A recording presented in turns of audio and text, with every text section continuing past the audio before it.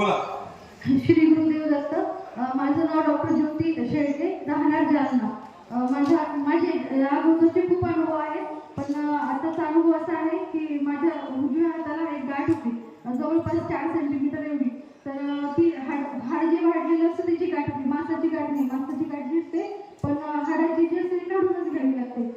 त्यामुळे वेगवेगळ्या शंका यायला लागल्या की कॅन्सर नसेल, काय असेल काय नाही. आणि नेमकी उजव्या हाताला असल्यामुळे प्रत्येक वेळेस प्रिस्क्रिप्शन लिहिताना चिठ्ठी लिहिताना दिसायची. आणि मग सर म्हटले की एकदा आपण महाराजांना सांगू. आणि त्यानंतर सर म्हणजे कोणते सर? डॉक्टर साहेब. तुमचे डॉक्टर साहेब बरोबर आहे ना? ती 4-5 दिवसांमध्ये ऑटोमॅटिकच पूर्ण कमी झाली. अशी कमी झाली की ती म्हणजे नसल्यासारखी, आता काहीच दिसत नाही हाताला, एवढी पूर्ण कमी झाली. मग 1-2 दिवसानंतर अचानक लक्ष दिलं माझं. तर मी म्हटलं, मी इकडे होते, मग त्याला डॉक्टर साहेबांना फोन केला आणि सांगितलं की अहो माझ्या हाताची ती गाठ होती पूर्णच कमी झाली. ते म्हणतात काय नवं नसतं म्हणे, कितीतरी कॅन्सरच्या गाठी मोठ्या मोठ्या ठीक होतात म्हणे तिथे.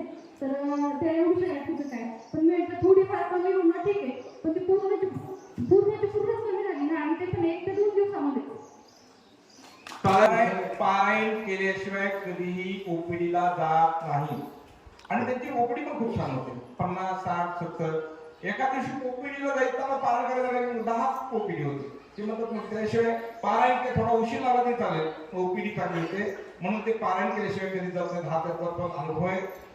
दोघं पती पत्नी आहेत आणि खूप श्रद्धा आहे. गेली 8-9 वर्ष झाली येतात, एकही पौर्णिमेची डॉक्टर साहेबांनी वारी चुकवली नाही. असं आहे कारण दोघांनाही रिझल्ट मिळाले आणि दोघांना रिझल्ट मिळाल्यानंतर दोघेही श्रद्धेनं पारायण करतात, वाऱ्या करतात. माझं घडल्यावर आता लक्ष गेलंय